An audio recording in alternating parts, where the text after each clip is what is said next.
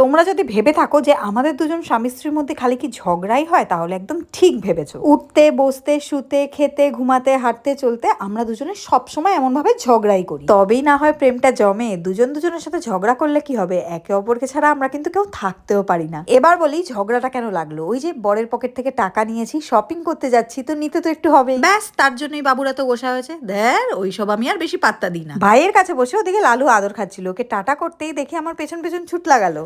বাইরে বেরিয়েই দেখি আকাশটা ভীষণ মেঘলা করেছে আর প্রচন্ড হাওয়াও দিচ্ছিল, তাই ভাইয়ের থেকে ছাতাটা উপর দিয়ে চেয়ে নিলাম। আমরা কোথাও বেরোলেই রাজা আমাদের তীক্ষ্ণ নজরে দেখে। ওই যে দেখো ওর চোখ দুটো জল জল করছে কেমন। প্রথমেই টোটো ধরে চলে গেলাম আমরা স্টেশনে। বেসিক্যালি আমরা শপিং করতে গেলে স্টেশনের দিকেই যাই। টোটো থেকে নেমেই নজরে পড়লো প্রথমে মায়ের এই জুট ব্যাগটা। পুরো ড্রেসের সঙ্গে মনে হচ্ছিল মানানসই হয়ে গেছে, তাই মাকে বললাম বেশ ভালো মানিয়েছে কিন্তু তোমায়। এরপর চলতে চলতে আমার নজরে পড়লো এই গোলাপ ফুল, যেটা আমার বর আমাকে বিয়ের আগে কখনোই গিফট করতো না। কি জানি ও কার কাছ থেকে শুনেছিল গোলাপ ফুল দিলে নাকি গার্লফ্রেন্ড ভেগে যায়।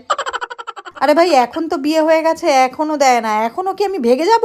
যাক সেসব দুঃখের কথা না হয় কোনো একদিন বসে গল্প করা যাবে। আমরা এরপর চলে এলাম একটা কিডস গার্মেন্টস শপে। না বাড়িতে আপাতত কোনো বাচ্চা নেই, বাট আমাদের সামনে একটা ইনভিটেশন আছে, সেখানে একটা বাচ্চার অন্নপ্রাশনে যাব বলে তার জন্যই আমরা জিনিসগুলো চুজ করছিলাম। ওটা কিনেই আমরা চলে গেলাম আর একটা শপে। এবার আমরা কোনো বাচ্চার জন্য নয় কিনবো, আমাদের বাড়ির সব থেকে বয়োজ্যেষ্ঠর জন্য একটা টি শার্ট, মানে আমার শ্বশুর মশাইয়ের জন্য। রং বেরঙের অনেক কিছুই চোখে পড়লো, কিন্তু বাবার এইসব কালার একদমই পছন্দ নয়, তাই বাবার পছন্দ মতন একটা কালার চুজ করলাম। নাও এটা নিয়ে নিলাম। ফাইনালি এটা আমার আর মায়ের দুজনেরই খুব পছন্দ হলো। তারপর ওটার টাকা পে করে দিয়ে আমরা সোজা চলে গেলাম পেট ভোজন করতে। ব্যারাকপুরে যারা থাকো তারা কম বেশি কোলেজ কিচেনের নাম তো শুনেইছো। ওখানে গিয়ে আমরা দুজনে দুটো রোল নিয়ে নিলাম। ওখানকার প্রত্যেকটা আইটেম মানে রোল, মোমো, চাউমিন, প্রত্যেকটা জিনিসই আমার প্রচন্ড ফেভারিট। তারপর ওটা হজম প্লাস মুখ শুদ্ধি করার জন্য নিয়ে নিলাম দুজনে দুটো ফ্রুটি। ওটা খেতে খেতেই চলে গেলাম আর একটা দোকান। বেসিক্যালি এই দোকানটা থেকে রিসেন্টলি আমি নাইটি, কুর্তি যা বলো এগুলো কিনছি। খুব ভালো কালেকশন। সত্যি কথা বলতে এই দোকানে ঢুকলে আমরা নিরাশ হয়ে ফিরি না, দোকানদারকেও নিরাশ করি না, কারণ আমরা কিছু না কিছু কিনেই বেরোবো। মোটামুটি কেনাকাটা ডান। এবার যাবো বাড়ি। তখনও দেখলাম ঝিরঝিরে বৃষ্টি পড়ছিল। কি আর করার আছে, যেতে তো হবেই বাড়িতে। বাড়িতে ঢুকতে না ঢুকতেই গেটের সামনে থেকেই রাজাবাবু দেখো কেমন চাউমিনের গন্ধে হাঁক পাক করতে শুরু করলো। আর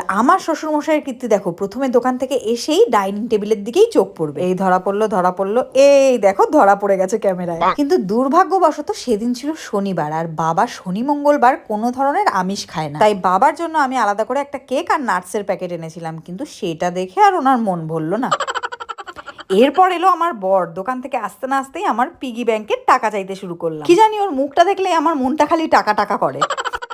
আমার মতন যারা বিবাহিত মহিলা আছো তোমরা কমেন্ট করে জানাও যে তোমাদেরও কি আমার মতন একই অবস্থা। চলো যতক্ষণে ও টাকাটা বের করে ততক্ষণে একটা কমেন্ট পড়ে নেওয়া যাক। আমাকে সৌম্যদীপ বাকুলি কমেন্ট করে বলছে, দিদি আমি তোমাদের সব ভিডিওস দেখি, সত্যি খুব ভালো লাগে, আর তোমাদের ফ্যামিলিটাও খুব সুন্দর, এরকম একটা ফ্যামিলি যেন সবাই পায়। ধন্যবাদ সৌম্যদীপ। আর হ্যাঁ ঠিকই বলেছো, আমিও নিজেকে প্রচন্ড লাকি বলে মনে করি যে এই ফ্যামিলিতে আমার বিয়ে হয়েছে। সেদিনকে রাত্রিবেলা চাউমিন খাওয়ার পর আমি আর ভাত খাইনি, কারণ আগে তো এগরোল খেয়েই এসেছিলাম। আর আমার বরের অবস্থা দেখো, এইসব দেখে ও আবার লোভ সামলাতে পারে না। চলো এবার আমাকে কমেন্ট করে জানাও যে তোমরা কে কোন ফাস্ট ফুডটা খেতে সব থেকে বেশি ভালোবাসো। দেখো বললাম না আমরা একে অপরকে ছাড়া থাকতেও পারি না। আমাদের ঝগড়া কিন্তু এখানেই ইতিগজ। কখন যে ঝগড়া হয়েছিল আর কখন যে মিটমাট হয়ে গেছে আমরা ভুলেই গেছি।